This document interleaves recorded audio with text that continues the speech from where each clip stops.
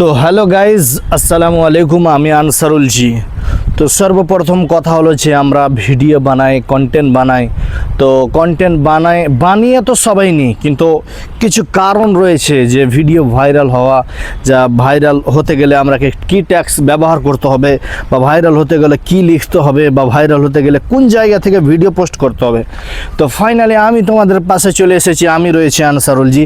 এই যে স্ক্রিনের উপরে দেখছো, এই স্ক্রিনের উপরে দেখছো এই ভিডিওটা যে আমার 8 লাখ ভিউ হয়েছে, আর এঙ্গেজমেন্ট কত দিয়েছে, আর ফলোয়ার কতটি বেড়েছে এই স্ক্রিনের উপরে দেখো তোমরা। তো সব থেকে বড় কথা হলো যে আমরা ভিডিও বানাই ডেইলি বাই ডেইলি, একটা দুটা ভিডিও বানাই, আর কিছুদিন ভিডিও বানালাম, তারপর আমরা ভিডিও আর বানা বন্ধ করে দিলাম।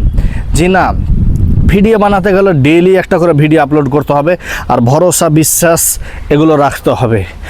আর এটা ভাবেন না যে আমি এক ভিডিও ছাড়ছি আমার ভিডিও ভিউজ হচ্ছে না। আপনি রেগুলার কন্টিনিউ ভিডিও ছাড়তে হবে, যে রেগুলার ভিডিও ছেড়ে যে আমাদের একটা লাভ হবে।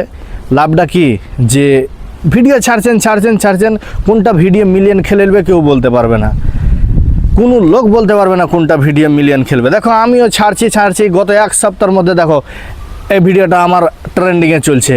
তো কেন চলছে, যে আমি ডেলি কন্টিনিউ দিচ্ছি, যে আমার ভিতরে একটা বিশ্বাস আছে, ভরসা আছে যে আমার দ্বারা তো হবে, আমি পারবো। ওই জন্য ডেলি কন্টিনিউ ভিডিও আমি দিতে থাকছি, ওই জন্য এরকম ভিউ হচ্ছে।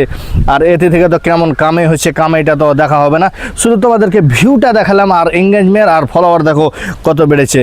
তো আমি বাড়ি থেকে এখানে আসা মিনিমাম 10 দিন হয়নি, ফাইনালি আমি 21,000 থেকে নিয়ে এসে দেখো ফলোয়ার দেখো কত জোরে এগিয়ে গেল। তো সব থেকে বড় কথা হলো যে আমরা কন্টেন্ট বানাই তো বিশ্বাস রাখতে হবে, হ্যাঁ আমি পারবো।